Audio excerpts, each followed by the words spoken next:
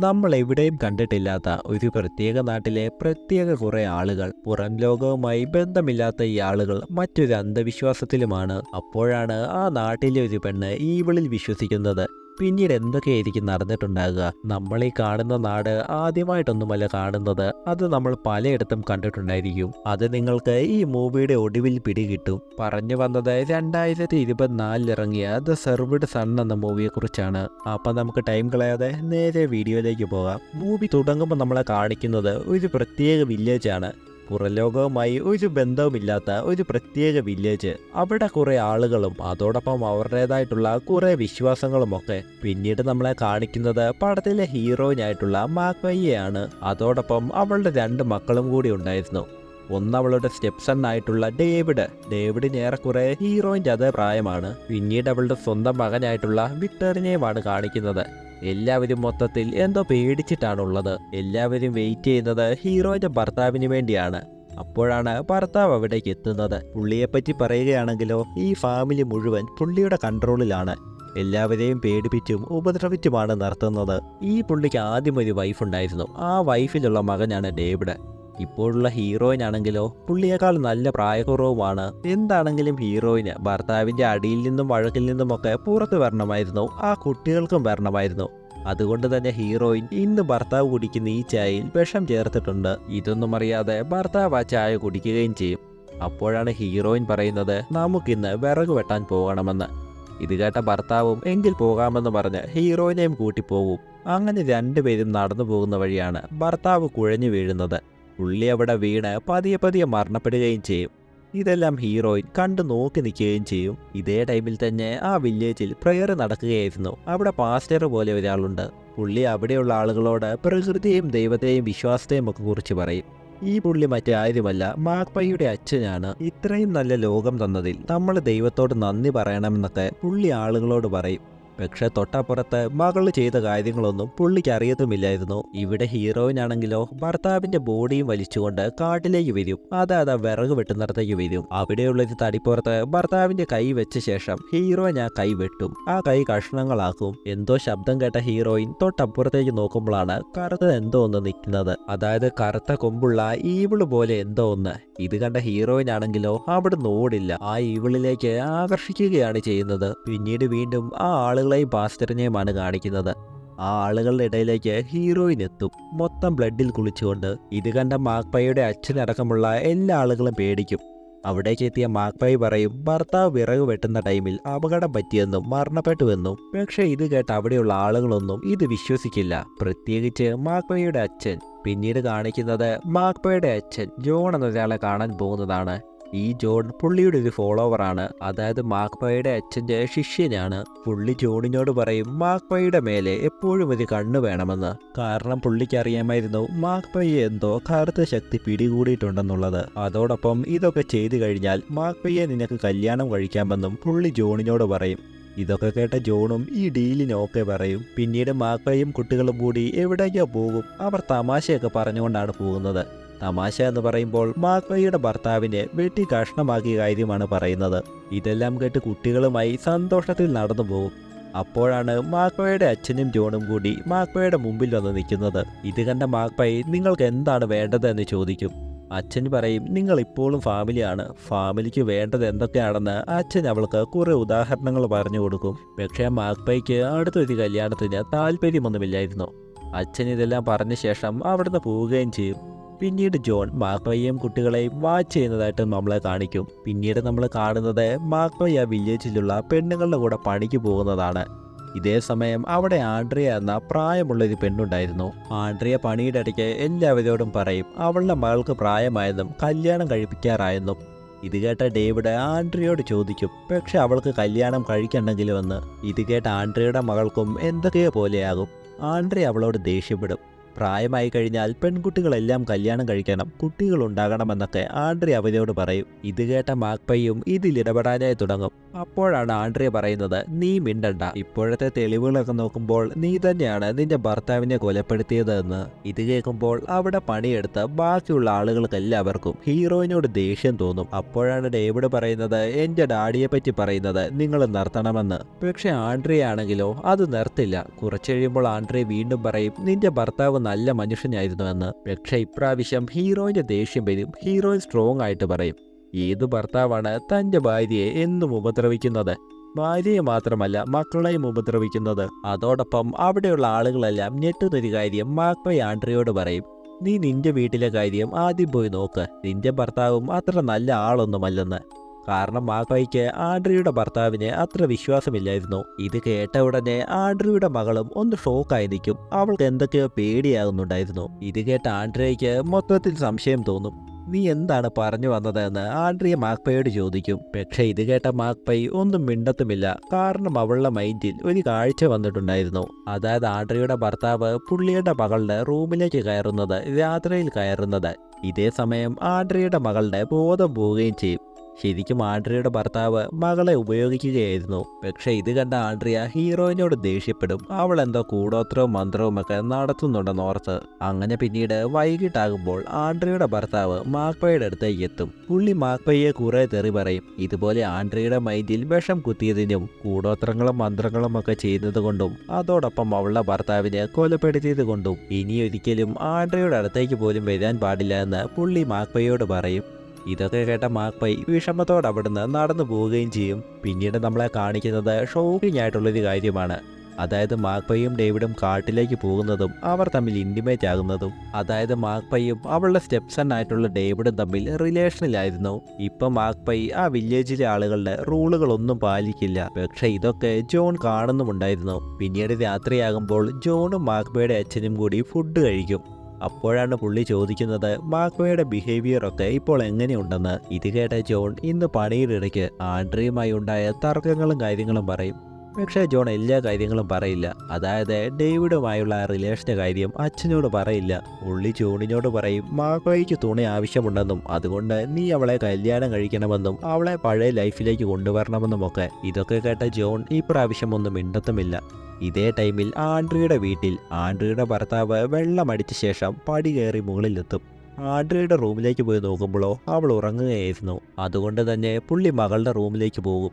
റൂമിലെത്തിയ പുള്ളി മകളുടെ ചെവിയിൽ അമ്മയോടൊന്നും പറയില്ലെന്ന് പറയും. ശേഷം പുള്ളി ഉടുപ്പെല്ലാം അഴിക്കാനായിട്ടും തുടങ്ങും. ഇതേ സമയം അവിടെ എന്തൊക്കെ അനക്കങ്ങൾ കേൾക്കുന്നുണ്ടായിരുന്നു.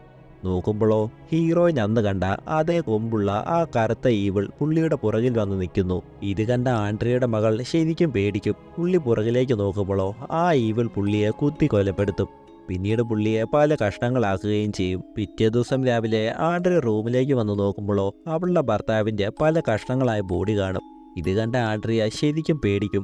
അവൾ അവിടെ നിന്ന് ഇറങ്ങി ഓടും. അവൾ മാക്പൈയെ തേടി ഇറങ്ങും. കുറച്ച് കഴിയുമ്പോഴാണ് ആൻഡ്രിയ കാഴ്ച കാണുന്നത്. മാക്പൈയുടെ അച്ഛൻ അവളുടെ അടുത്തേക്ക് പോകുന്നത്. മാക്പൈയുടെ കഴുത്തിൽ പിടിച്ച് അവളെ താഴേക്കിടും. അച്ഛൻ അവളോട് കുറെ ദേഷ്യപ്പെടും. അവളെ പിടികൂടിയ പ്രേതത്തോടും അവൾ ഈ ചെയ്യുന്ന പ്രവൃത്തികളോടും അതോടൊപ്പം അവൾ ഉണ്ടായപ്പോളെ അവളുടെ അമ്മയെ കൊന്നുകൊണ്ടാണ് പുറത്തേക്ക് വന്നത് എന്നും പറയും. പിന്നെ പറയണ്ടല്ലോ, അവളുടെ ഭർത്താവിനെ കൊലപ്പെടുത്തിയതിനുമൊക്കെ അച്ഛൻ അവളോട് ദേഷ്യപ്പെടും. നീ വേഗം അടുത്ത കല്യാണം കഴിക്കണമെന്നും പുള്ളി അവളോട് പറയും. പക്ഷെ ഇതെല്ലാം അവളെ രക്ഷിക്കാൻ വേണ്ടിയല്ലായിരുന്നു, പുള്ളിയുടെ ഇമേജ് കാത്തു സൂക്ഷിക്കാൻ വേണ്ടിയായിരുന്നു. ഇതെല്ലാം കേട്ട മാക്പൈ ദേഷ്യത്തോടെയും വിഷമത്തോടെയും ഒന്നും മിണ്ടാതെ അവിടുന്ന് പോകും. ഇവള് പോകുന്നത് കണ്ട ആൻഡ്രിയയും അവളെ പുറകെ ഫോളോ ചെയ്തു പോകും. മാക്പൈ അവിടുന്ന് ഒരു കാടിലേക്കായിരുന്നു പോയത്. ആൻഡ്രിയയും പുറകെ പോകും. ആൻഡ്രിയ അവിടെ കണ്ട കാഴ്ചയാണെങ്കിലോ പറയാൻ കഴിയില്ലായിരുന്നു. കാരണം കാട്ടിലേക്ക് എത്തിയ മാക്പൈ ആ കൊമ്പുള്ളി ഈവിളുമായി എന്തൊക്കെയോ കാണിക്കുകയായിരുന്നു. അതായത് ഇൻറ്റിമേറ്റ് ആകുന്നത് പോലെ. ഇതൊക്കെ കണ്ട ആൻഡ്രിയ ശരിക്കും പേടിക്കുകയും ഷോക്കാകുകയും ചെയ്യും. പിന്നീട് ജോൺ മാക്പൈയെ കാണാൻ വേണ്ടി അവളുടെ വീട്ടിലേക്ക് പോകും. പക്ഷെ അവളുടെ വീട്ടിലാണെങ്കിലോ മാക്പൈ അല്ല, ഡേവിഡ് ആയിരുന്നു ഉള്ളത്. ഇത് കണ്ട ജോൺ ഡേവിഡിനെയും വിളിച്ചുകൊണ്ട് പുറത്തേക്ക് നടക്കാനായി പോകും. ഈ ടൈമിൽ അവർ കുറെ കാര്യങ്ങളൊക്കെ പറയും. അപ്പോഴാണ് ഡേവിഡ് പറയുന്നത് അവന്റെ ഡാഡി അവനെ എപ്പോഴും ഉപദ്രവിക്കുമായിരുന്നു. പക്ഷെ ഇളയ മകൻ, അതായത് മാക്പൈയുടെ മകനെ ഡാഡി ഉപദ്രവിക്കത്തുമില്ല. ഡേവിഡിനെ പുള്ളി ഒരു മകനായി പോലും കണ്ടിട്ടില്ലെന്ന് ഡേവിഡ് പറയും. ഇത് കേട്ട ജോൺ അവനോട് ദൈവത്തെയും വിശ്വാസത്തെയും ഒക്കെ പറ്റി പറയും. അപ്പോഴാണ് ഡേവിഡ് പറയുന്നത് അവന് ദൈവത്തിൽ വിശ്വാസമില്ലെന്നും അവൻ ഈവിളിലാണ് വിശ്വാസമെന്നും അവൻ കുറെ കാലം ദൈവത്തിൽ പ്രാർത്ഥിച്ചെന്നും പക്ഷെ അവന് പ്രത്യേകിച്ച് ഗുണങ്ങളൊന്നും ഉണ്ടായില്ലെന്നും പക്ഷേ ഈവിള് യഥാർത്ഥത്തിലുള്ളതാണെന്നും പറയും. അതോടൊപ്പം അവൻ എപ്പോഴും മാക്ബയുടെ കൂടെ നിൽക്കുകയുള്ളെന്നും പറയും. ഇതൊക്കെ കേട്ട ജോൺ ഡേവിഡിനെ കെട്ടിപ്പിടിക്കുകയും ചെയ്യും. ഇവിടുന്ന് നമുക്ക് പിടികിട്ടുന്നത് ഇവരുടെ ബന്ധം വെറും ഫ്രണ്ട്ഷിപ്പ് മാത്രമല്ല, ഇവർ തമ്മിൽ മറ്റെന്തൊക്കെയുണ്ട്, അതായത് പ്രണയം പോലെ. പക്ഷെ ഇവരുടെ നാട്ടിലെ കൾട്ട് പോലെയുള്ള വിശ്വാസങ്ങളും പേടിയുമൊക്കെ കാരണം ഇവർക്കത് തുറന്നു പറയാൻ കഴിയില്ല. കാലാകാലങ്ങളായി അത് മറച്ചു വെക്കേണ്ട അവസ്ഥയാണ്. പക്ഷെ ഡേവിഡ് ഇപ്പോൾ മൊത്തത്തിൽ മാറിയിട്ടുണ്ട്. അവനിപ്പോൾ ആരെയും പേടിയില്ല. അങ്ങനെ ഇവർ കെട്ടിപ്പിടിക്കുന്ന സമയം ജോണിന്റെ കഴുത്തിന്റെ പുറകിൽ ഡേവിഡ് എന്തോ കറുത്ത മണ്ണ് തേക്കുന്നതായിട്ടും നമ്മളെ കാണിക്കും. പിന്നീട് രാത്രി ജോൺ പ്രാർത്ഥിക്കുന്ന ടൈമിൽ അവൻ മനസ്സിലൊരു കാഴ്ച കാണും. അതായത് മൊത്തത്തിൽ നിശബ്ദമായ ഡാർക്കായ കാട്. അവിടേക്ക് ജോൺ എത്തുന്നു. അവിടെ തന്നെ ഡേവിഡും ഉണ്ടായിരുന്നു. ഡേവിഡിന്റെ കയ്യിലുള്ള കറുത്ത മണ്ണ് ജോണിന്റെ ബോഡിയിലേക്ക് തേക്കും. അതോടൊപ്പം അവിടെ മാക്ബയും ഉണ്ടായിരുന്നു. മാക്ബയും ഇത് തന്നെ ചെയ്യും. ജോൺ അവിടുന്ന് മാക്ബയുടെ അടുത്തേക്ക് എത്തും. അവളുടെ കയ്യിൽ പിടിച്ച ശേഷം നീയുണ്ടെങ്കിൽ എനിക്ക് ദൈവത്തെ പോലും വേണ്ട എന്ന് അവളോട് പറയുകയും ചെയ്യും. ഇത് കേട്ട് ഡേവിഡും മാക്ബയും അവനെയും വിളിച്ചുകൊണ്ട് ഉൾക്കാട്ടിലേക്ക് പോകും. കുറെ പോയ ശേഷം ആ കറുത്ത ഈവിളിനെ കാണും. ഇത് കണ്ട ജോൺ പേടിച്ചും ശ്വാസം മുട്ടിയും നിൽക്കും. പിറ്റേ ദിവസം രാവിലെ ജോൺ ഞെട്ടി എഴുന്നേൽക്കും. ഇന്നലെ കണ്ട ആ കറുത്ത ഈവിളിന്റെ മുഖം മൈൻഡിൽ നിന്ന് പോകുന്നതിന് മുമ്പ് ഒരു പേപ്പർ എടുത്ത് ജോൺ അത് സ്കെച്ച് ചെയ്യും. പിന്നീട് മാക്ബൈ വിറക് വെട്ടുമ്പോഴാണ് ആൻഡ്രിയയും പിന്നെ വില്ലേജിലുള്ള കുറെ ആളുകളും അവിടെ വന്ന് നിൽക്കുന്നത് കണ്ടാൽ മൊത്തത്തിൽ പേടിയാകും. ഇത് കണ്ട മാക്ബൈയും ആക്രമിക്കാൻ വേണ്ടി വിറക് വെട്ടുന്ന കോടാലി എടുക്കും. അപ്പോഴാണ് ആൻഡ്രിയ പുറകിൽ വരുന്നത്. ഡേവിഡിന്റെ കഴുത്തിൽ കത്തി വെച്ച ശേഷം കോടാലി താഴെ ഇട്ടില്ലെങ്കിൽ ഇവനെ കൊലപ്പെടുത്തുമെന്ന് പറയും. ഇത് കേട്ട ഹീറോയിൻ ഒരു വഴിയുമില്ലാതെ കോടാലി താഴെയിടും. പിന്നീട് അവിടെയുള്ള നാട്ടുകാരെല്ലാവരും ചേർന്ന് ഹീറോയിനെ അവിടുന്ന് വലിച്ചുകൊണ്ട് കാടിനകത്തേക്ക് പോകും.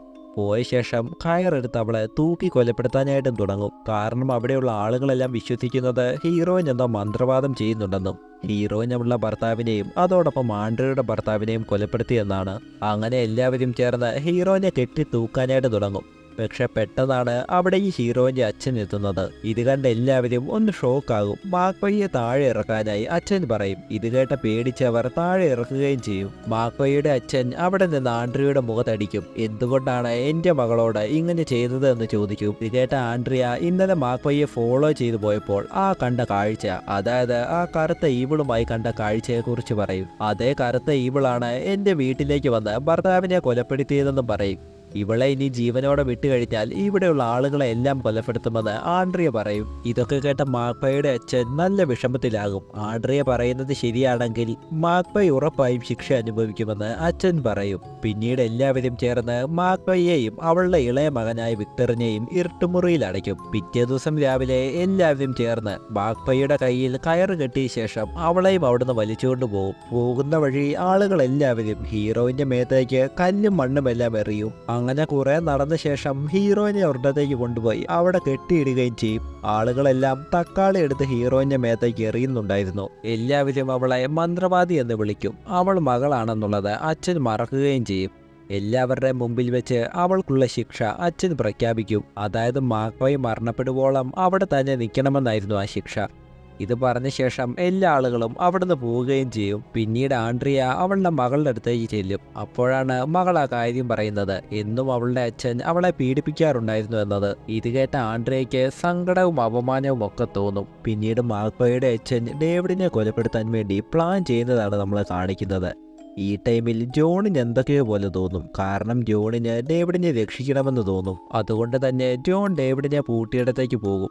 ഡേവിഡിനോട് ഇവിടുന്ന് രക്ഷപ്പെട്ടോളാനും ഡേവിഡും മാക്ബയും തമ്മിലുള്ള ബന്ധത്തെ പറ്റിയുള്ള കാര്യങ്ങളെല്ലാം ജോണിന് അറിയാമെന്ന് പറയും. അതുകൊണ്ട് ഇവിടുന്ന് പോയി എങ്ങനെയെങ്കിലും മാക്ബയെ രക്ഷപ്പെടുത്താനായി പറയും. അപ്പോൾ തന്നെ ഡേവിഡ് അവിടുന്ന് പോവുകയും ചെയ്യും. പിന്നീട് രാത്രി ആ ഈവിളിനെ വേട്ടയാടാമെന്ന് പറഞ്ഞ് മാക്ബയുടെ അച്ഛൻ ആൻഡ്രിയയും ജോണിനെയും വിളിച്ചുകൊണ്ട് കാട്ടിലേക്ക് പോകും. പക്ഷെ അവിടെ എത്തുമ്പോഴാണ് ഡേവിഡിനെ കാണുന്നത്. ഡേവിഡ് അവിടെ നിലത്ത് ഓടാൻ പറ്റാതെ കിടക്കുകയായിരുന്നു. നീ എങ്ങോട്ടാണ് ഈ പോകുന്നതെന്നും ആ കറുത്ത ഈവിളിനെ പറ്റിയുള്ള കാര്യങ്ങളെല്ലാം എൻ്റെ അടുത്ത് പറയാനും മാക്ബയുടെ അച്ഛൻ ഡേവിഡിനോട് പറയും. പക്ഷെ ഇതൊക്കെ കേട്ട ഡേവിഡ് വിശ്വാസം വിട്ട് കളിക്കത്തില്ലായിരുന്നു. ഡേവിഡ് പറയും, അത് ഞാൻ വിശ്വസിക്കുന്ന ദൈവമാണെന്നും ദൈവത്തെക്കാൾ പവർഫുൾ ആണെന്നും നിങ്ങൾ എത്ര ശ്രമിച്ചാലും ആ ഈവിളിനെ നിങ്ങൾക്ക് കൊലപ്പെടുത്താൻ കഴിയില്ലെന്നും. ഇത് കേൾക്കുമ്പോൾ മാക്ബയുടെ അച്ഛന് നല്ല ദേഷ്യം വരും. പുള്ളി പുറകിലേക്ക് പോയ ശേഷം കത്തിയെടുത്ത് ആൻഡ്രിയെ വെട്ടി കൊലപ്പെടുത്തും. ഇത് കണ്ട ജോണും ഡേവിഡും ഷോക്കായി നിൽക്കും. പിന്നീട് മുമ്പിലേക്ക് വന്ന് വീണ്ടും കത്തിയെടുത്ത് ഡേവിഡിന്റെ കഴുത്തിൽ വെട്ടി ഡേവിഡിനെ കൊലപ്പെടുത്തും. പക്ഷേ ഡേവിഡിനെ കൊല്ലുന്നത് ജോണിന് ഒട്ടും ഇഷ്ടമല്ലായിരുന്നു. മാക്വേയുടെ അച്ഛൻ കത്തിയെടുത്ത് പുള്ളിയുടെ കൈയും അതോടൊപ്പം ജോണിന്റെ കൈയും മുറിക്കും. എന്നിട്ട് പറയും, നീ പുറത്തേക്ക് പോയി ആളുകളോടെല്ലാവരോടും കള്ളക്കഥ പറയണം. അതായത് ആ കറുത്ത ഈവിളിനെ വേട്ടയാടാൻ പോയപ്പോൾ ആ ഈവിൾ ആൻഡ്രിയെ കൊലപ്പെടുത്തി. ഇത് കണ്ട മാക്വേയുടെ അച്ഛൻ ആ ഈവിളിനെ വെട്ടും. പക്ഷെ ഈവിള് കാട്ടിലേക്ക് ഓടും. ആ ഈവിളിനെ പിടിക്കാനായി നമ്മൾ പുറകെ പോയപ്പോൾ ഡേവിഡ് നമ്മളെ ആക്രമിച്ചു. അതുകൊണ്ട് ഒരു വഴിയുമില്ലാതെ നിനക്ക് ഡേവിഡിനെ കൊല്ലേണ്ടി വന്നുവെന്ന് ആളുകളോടെല്ലാം പറയണമെന്ന് മാക്വേയുടെ അച്ഛൻ പറയും. അവിടുന്ന് പിന്നീട് ജോണും അച്ഛനും കൂടി മാക്വയെ രക്ഷപ്പെടുത്താനായി പോവും.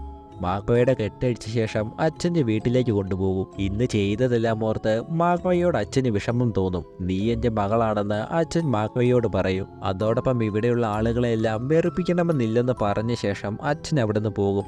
പിറ്റേ ദിവസം രാവിലെ ഹീറോയിൻ എഴുന്നേൽക്കുമ്പോഴോ അവളൊരു മുറിയിൽ പെട്ട് കിടക്കുകയാണെന്ന് പിടികിട്ടും. എഴുന്നേറ്റ ഹീറോയിന് രക്ഷപ്പെടാൻ എന്തെങ്കിലും വഴിയുണ്ടോ എന്ന് നോക്കും. പെട്ടെന്നാണ് ഹീറോയിൻ്റെ മുമ്പിലേക്ക് ഡേവിഡ് വന്ന് നിൽക്കുന്നതായിട്ട് കാണുന്നത്. ഇത് കണ്ട ഹീറോയിൻ പേടിച്ച് പുറകിലേക്ക് വീഴും. പക്ഷേ നോക്കുമ്പോഴോ അത് ജോൺ ആയിരുന്നു. ജോൺ മാക്വയോട് ആ കറുത്ത ഈവിളിനെ കുറിച്ച് ചോദിക്കും. അതോടൊപ്പം അവനുമായി ഈവിളിനെ കാണുന്നുണ്ട്, ഇതെന്തുകൊണ്ടാണെന്ന് ചോദിക്കും. ഇത് കേട്ട മാക്വൈ ഉറക്കെ ജോണിനോട് പറയും, അവൾക്കൊറ്റ ലക്ഷ്യമേ ഉള്ളൂ, ഇവിടുന്ന് ഫ്രീ ആകണമെന്ന്. ഇതും പറഞ്ഞുകൊണ്ട് മാക്വൈ ജോണിന്റെ മൂക്കിലേക്ക് ഇടിക്കും. അപ്പോൾ തന്നെ ജോണിന്റെ ബോധവും പോകും. ഈ തക്കം നോക്കി മാക്വൈ അവിടെ നിന്ന് ഇറങ്ങി ഓടും. അവൾ ഓടി ആ കാട്ടിലേക്ക് എത്തും. നോക്കുമ്പോഴോ അവിടെ ഡേവിഡിന്റെ ഡെഡ് ബോഡി കിടക്കുന്നു. ഇത് കണ്ട മാക്വൈ നല്ല വിഷമത്തിലാകും. മാക്വൈ ആ ബോഡി കെട്ടിപ്പിടിക്കുകയും ചെയ്യും. പിന്നീട് മാക്വൈ അവിടെ നിന്ന് നടന്ന് വീണ്ടും കാട്ടിലേക്ക് പോകും. വേറെങ്ങോട്ടേക്കുമല്ല, ആ ഈവിളിൻ്റെ അടുത്തേക്ക് പോകും. അങ്ങനെ മാക്വൈ എവിടെ എത്തും. അവൾ ആ ഈവിളിനെ കണ്ടുമുട്ടും. അവൾ ആ ഈവിളിനെ നോക്കി നിൽക്കുകയും ചെയ്യും. പിന്നീട് മാക്വൈ അവളുടെ ബോഡി മുഴുവൻ മണ്ണ് തേക്കുകയും ചെയ്യും. ഇതേ ടൈമിൽ ജോൺ ആ റൂമിൽ നിന്നിറങ്ങും. അവൻ ഇറങ്ങി ഇതേ കാട്ടിലേക്കെത്തും. ജോൺ മാക്വയെ അവിടെ മുഴുവൻ തേടും. അപ്പോഴാണ് അവൾ പുറകിലൂടെ വന്ന് കത്തിയെടുത്ത് ജോണിന്റെ കഴുത്തിൽ ഒറ്റ വെട്ടുകൊടുക്കുന്നത്. അപ്പോൾ തന്നെ ജോൺ മരണപ്പെടുകയും ചെയ്യും. പക്ഷെ അധികം താമസിക്കാതെ മാക്വയുടെ അച്ഛൻ അവിടേക്ക് വന്ന് അവളുടെ തലയ്ക്ക് അടിച്ചിടും. അവളെ നിലത്തേക്കിടും. പിന്നീട് പുള്ളി ആ കമ്പി വെച്ച് അവളെ കുത്തി കൊലപ്പെടുത്താൻ നോക്കും. പക്ഷെ അപ്പോഴാണ് ആ ഈവിൾ പുള്ളിയെ കുത്തുന്നത്. അപ്പം തന്നെ പുള്ളി നിലത്തേക്ക് വീണ് മരണപ്പെടുകയും ചെയ്യും. ഈ ടൈമിൽ മാക്വൈ അച്ഛൻ്റെ ബോഡി നോക്കി കിടക്കും. അവൾ അച്ഛനോട് പറയും, നിങ്ങൾക്കൊരിക്കലും എൻ്റെ അമ്മയെ കാണാൻ കഴിയില്ല എന്ന്. പക്ഷേ നിങ്ങൾ എവിടെയാണ് പോകുന്നത്, അവിടെ ഞാൻ നിങ്ങൾക്ക് വേണ്ടി കാത്തു നിൽക്കുന്നുണ്ടാകുമെന്ന്. അതായത് മാക്വൈ ഉദ്ദേശിച്ചത് അവളും അച്ഛനും ഒരിക്കലും സ്വർഗത്തിലേക്ക് പോകില്ല എന്നാണ്. അങ്ങനെ ഇവിടം കൊണ്ട് നമ്മുടെ ഈ മൂവിയും തീരും. യഥാർത്ഥത്തിൽ ഈ പടത്തിൽ കാണിക്കുന്നത് അടിമയായിട്ടുള്ള കുറേയധികം ആളുകളെയാണ്. പുറത്ത് താമസിക്കുന്ന പേടിയിലും അന്ധവിശ്വാസത്തിലും അടിമയായിട്ടുള്ള കുറേ ആളുകളെ. ഇവിടെയുള്ള ആളുകളെല്ലാം അവരുടെ ലീഡറായിട്ടുള്ള ആ പാസ്റ്ററിനെയാണ് വിശ്വസിക്കുന്നത്. എന്നാൽ ആ പാസ്റ്റർ ആണെങ്കിലോ ഇവരുടെ ഉള്ളിലേക്ക് മതമല്ല അടിച്ചേൽപ്പിക്കുന്നത്. ഇവരുടെ ഉള്ളിലേക്ക് പേടിയും അതോടൊപ്പം ഇവരുടെ കൺട്രോളുമാണ്. നമ്മുടെ ഹീറോയിനായിട്ടുള്ള മാക്വൈ ആണെങ്കിലോ അവൾ വെറും ഒരു പെണ്ണല്ല, മൊത്തത്തിൽ അടിച്ചമർത്തപ്പെട്ട പെണ്ണുങ്ങളെയാണ് കാണിക്കുന്നത്. ആദ്യം ഹീറോയിൻ ഭർത്താവിന്റെ അടിമയായിരുന്നു. പിന്നീട് അവളുടെ അച്ഛൻ്റെ അടിമയാകേണ്ടിയും വന്നു. എന്നാൽ അവൾ ഭർത്താവിനെ കൊലപ്പെടുത്തി ലൈഫിൽ ഫ്രീ ആയപ്പോഴോ അവിടെയുള്ള ആളുകളെല്ലാം അവളെ കളിയാക്കുകയും ചെയ്തു. അപ്പം നമുക്ക് പിടികിട്ടുന്നത് സമൂഹത്തിലൊരു പെണ്ണ് സ്വന്തമായ നിലപാടുണ്ടെങ്കിൽ അവളെ ഈ സമൂഹം അടിച്ചമർത്തും, അവളെ ഒറ്റപ്പെടുത്തും. അതോടൊപ്പം ആ കറുത്ത ഈവിള് അത് വെറും ഒരു ഈവിളല്ല, നമ്മുടെ ഉള്ളിലെ കുറ്റബോധവും ട്രോമയും ഒക്കെയാണ് അത്. നമ്മൾ കുറ്റബോധം എത്ര മറച്ചു വെക്കാൻ നോക്കിയാലും ഒടുവിൽ അത് പുറത്തു വരും, നമ്മളെ മുഴുവനായി നശിപ്പിക്കും. അങ്ങനെ ഇതൊക്കെയാണ് ഈ മൂവിയുടെ അർത്ഥം. നിങ്ങൾക്ക് ഈ മൂവിയിൽ നിന്നും അതോടൊപ്പം ഈ കഥാപാത്രങ്ങളിൽ നിന്നും എന്തൊക്കെയാണ് പിടി കിട്ടിയതെന്ന് മറക്കാതെ കമന്റ് ചെയ്യണേ. അതോടൊപ്പം ലൈക്കും സബും കൂടി ചെയ്തേക്കണേ.